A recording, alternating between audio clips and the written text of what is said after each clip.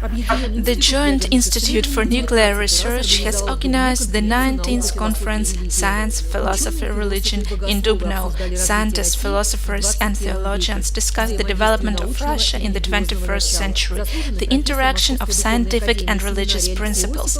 An honored professor of the Moscow Theological Academy, Alexei Osipov, is a regular participant of the conference. He always concentrates attention at the main points which should always remain in the center of attention when discussing the main modern problems. The professor calls for seeking the reasons and not just discussing the consequences.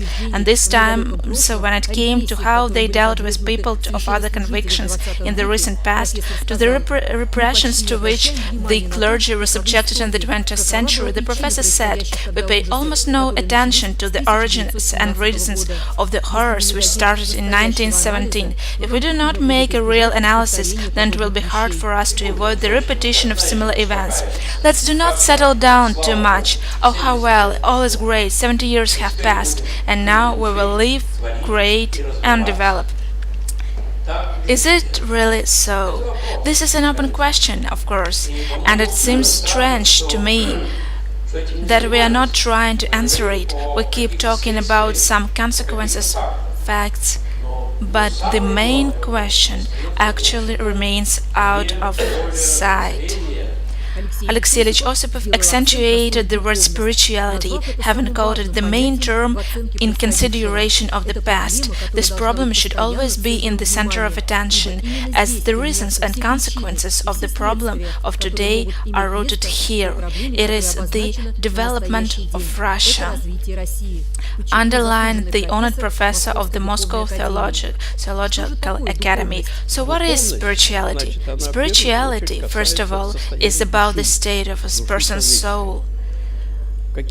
What are the properties of this soul? For example, Apostle Paul says, the spiritual fruit is love, joy, peace, patience, mercy, meekness, abstinence, and so on. You see what properties he enumerates as the most meaningful ones. So the spirituality is not about just the external aspect of our behavior, not even about morals, as it also characterizes the external aspect of a person's life, but about the state of a soul. It is not so difficult for me to be moral if I don't kill anybody, I don't steal, I don't break laws, so I'm a moral person. And the spirituality asks, do you have vanity or pride? What about envy, self-importance, and so on? So the spirituality is about the inner contents of our soul in the image and likeness of God.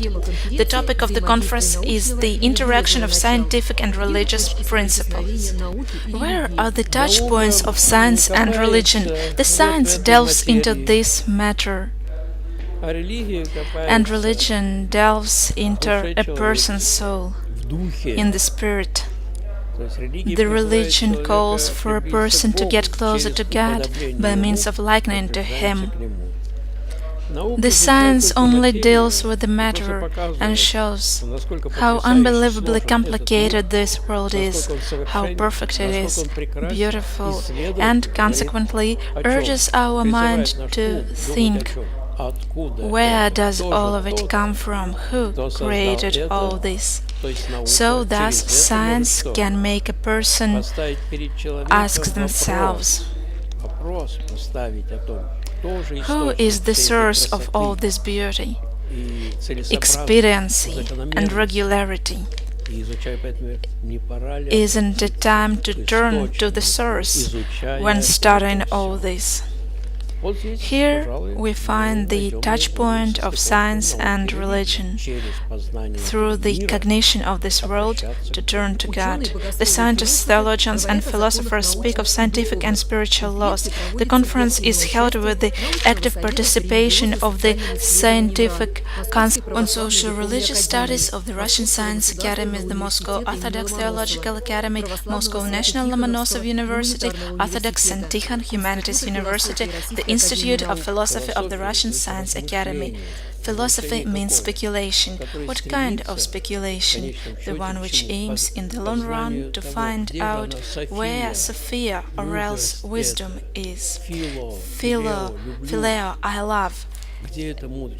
Aspiration to wisdom, aspiration to knowledge of essence of things. Who is the essence of things? Usually, all the philosophers in the end came each at their own level, of course, to the recognition of a higher intelligence, higher mind, higher justice, the recognition of the Creator. At last, Christianity opened something unprecedented in history. It said that this source is not intelligence, justice, truth, mercy. Most exactly, not only all of these mentioned above, but it is something supreme. This source is love. I would call it an unprecedented discovery in the world religious thought. There was no thought of a kind. At most it was intelligence and justice. Christianity said, no, it is not supreme, it is a consequence. And the supreme, final, and the most perfect is love. If we say that God is love, it means that love is the absolute law of our human existence and of all existence in general. Consequently, any act against love is the same as a jump from the second, third, or 10th floor. You mustn't break the laws. And love is an absolute law of existence. In Russia, they have always searched for the fundamental idea, the road one should move alone. Holy Rus appeared because from times immemorial, holiness has been the general national idea of the Russian people. When we adopted Christianity, there was such an idea, but there also turned out to be many contradictory lines. Paganism, first of all. Paganism protested all the time. Paganism was based on power and on justice and reason. And suddenly here is love. Sometimes they don't understand that it was reasonable love and not insane. When you love, you remove appendix and you don't give painkillers to a person. But still, this idea was accepted by our people to some extent, and we can see many holy people who realized this idea in their lives, then set up monasteries which aspired to this realization.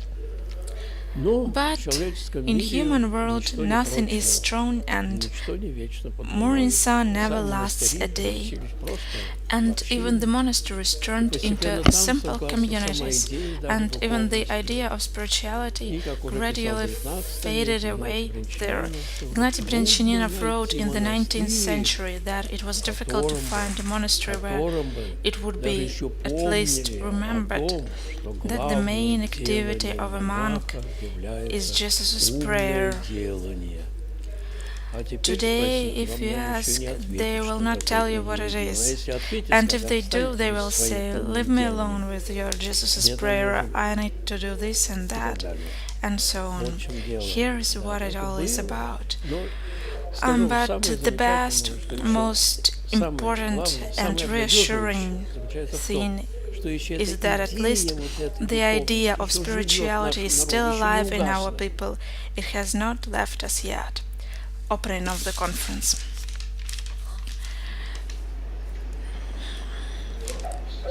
Thank you. I would like, first of all, to express my positive feelings Due to what I have just heard from the three parties, all these three speeches were a symbol of the conference called Science, Philosophy, Religion.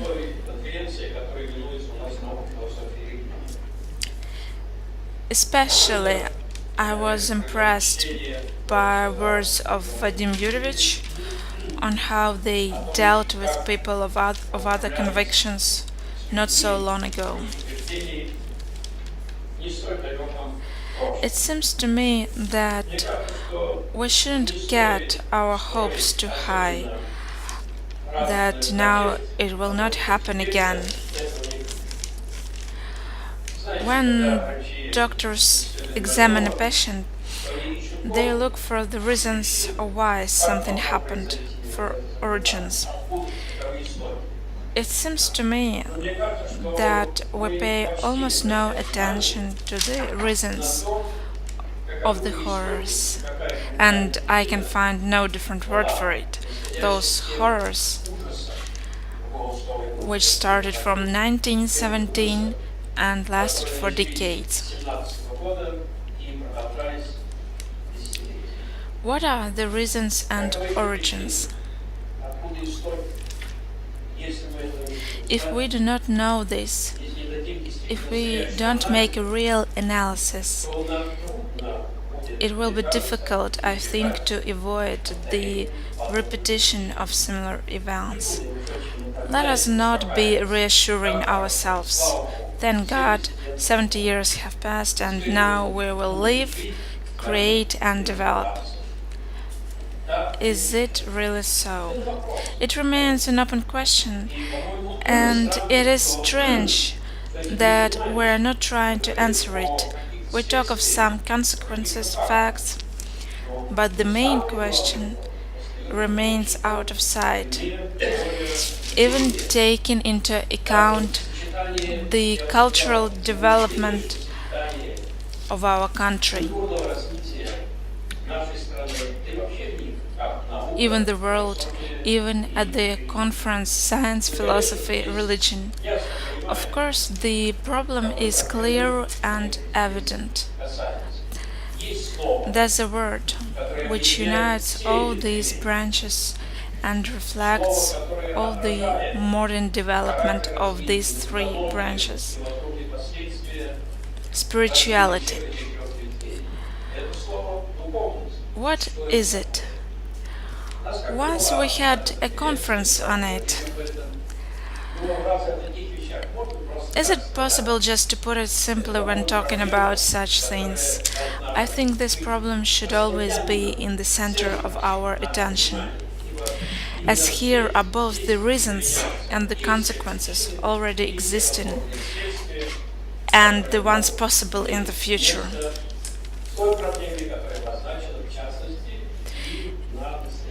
Even regarding the problem on the agenda of today, that's the development of Russia. I wish good luck to this conference of ours. The end of the conference.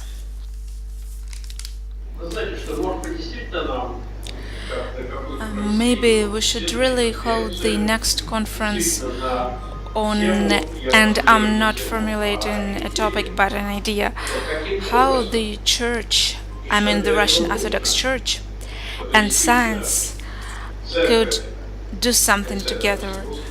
We should know our common purposes and means.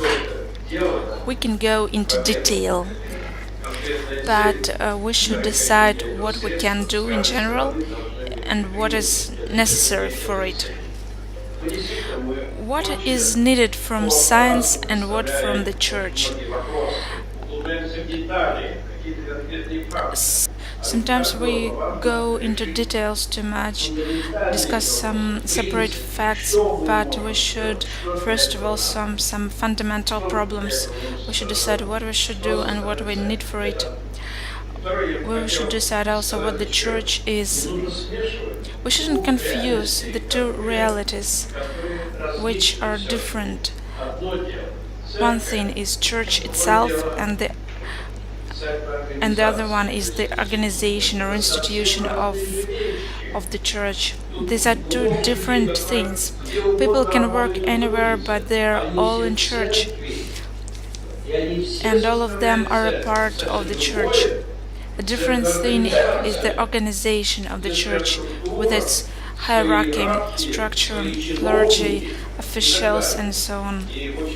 It is very sad when these two notions are identified in such a way that if the church says so, it is an opinion of the whole church. Sometimes it is really so, and it should be like that. But don't we know from history so many examples of the opposite? Look what the Christian West has turned into, how they perverted the most fundamental Christian truths. Is it the church?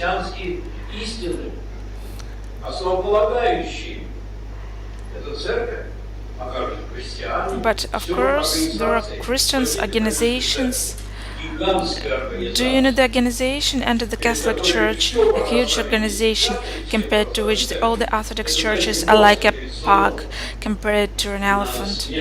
One shouldn't confuse the church as an organization and the church as such.